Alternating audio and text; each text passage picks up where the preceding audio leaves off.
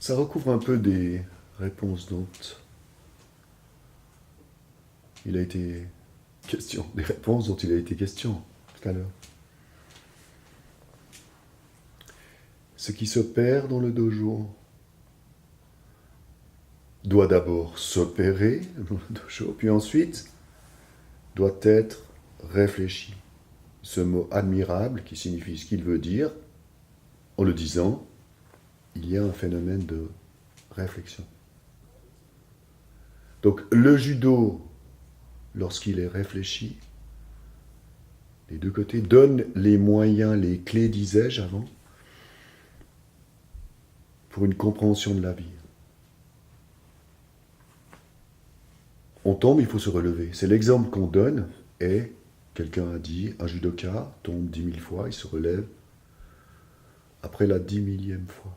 Oui, tout à fait. Le combat, les katas, les différentes modalités d'exercice offrent chaque fois une autre compréhension de soi, de l'autre, du groupe, du processus d'évolution, aussi du progrès, mais du régret aussi. Et en analysant ça, on comprend ce qui peut se passer dans une vie personnelle, une société, etc. Pourquoi? Mais pourquoi?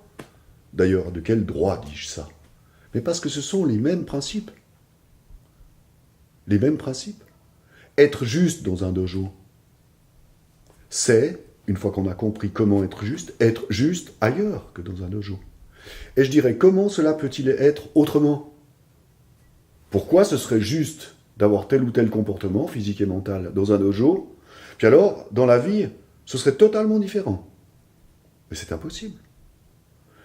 J'apprends à conduire une voiture comme j'apprends à exécuter un kata. Avec la même conscience de mon corps, le même calme mental, tout ce qu'on voudra dire pour l'apprentissage d'un permis de conduire. C'est la même chose. Et je dis, comment cela pourrait-il être autrement? Je fais du judo avec fluidité, avec énergie, avec présence. Puis alors je conduirai une voiture sans fluidité, donc là elle cale déjà. Sans présence mentale, donc je commence à buter sur tous les obstacles qui se présentent à moi. Ça, c'est important. Mais très important. C'est ce que j'appelle, dans le livre que j'ai écrit, ça s'appelle la ressemblance. Mais je mets un R majuscule. Je propose un R majuscule. C'est la grande ressemblance. Tout ressemble à tout. Le dojo, c'est le monde.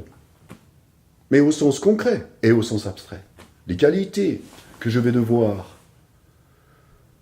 cultiver, puis maîtriser à l'intérieur d'un dojo, sont les mêmes que je vais devoir cultiver, maîtriser dans la vie en société. Mes relations avec les autres, pour prendre cet exemple, sont de la même teneur, dans un dojo ou dehors d'ailleurs. Un élève qui est agressif, comment pourrait-il être totalement calme, serein, cool à l'extérieur? Mais non, c'est la même personne. C'est la même chose avec les principes. Et l'idée de se modifier, on reprend cet élève qui est plein d'agressivité, plein de violence, tout ce qu'on voudra, bref, il est plaisant dans le fond. Eh bien, on arrive à le modifier en lui expliquant, ça prend du temps, de l'énergie, certes, mais voilà, on fait. Et évidemment, il va changer à l'extérieur. Parce qu'il va comprendre la vanité, dans tous les sens du terme, de ce mot. Il va comprendre la vanité de sa manière d'être au monde. Et le dojo, ce qui est génial, c'est que si il use de la force, abuse de celle-ci, mais il se fait tourner. Il perd les combats. Son ego en prend un coup. Les ceintures noires, ils le prennent et puis ils jouent avec. Et ça, c'est tellement fabuleux. C'est pourquoi il faut du combat, d'ailleurs. Ça remet les choses dans leur axe. Et ça remet l'âme au centre de l'être. Donc ce garçon, il va se comporter mieux, il va comprendre qu'il ne faut pas trop, etc.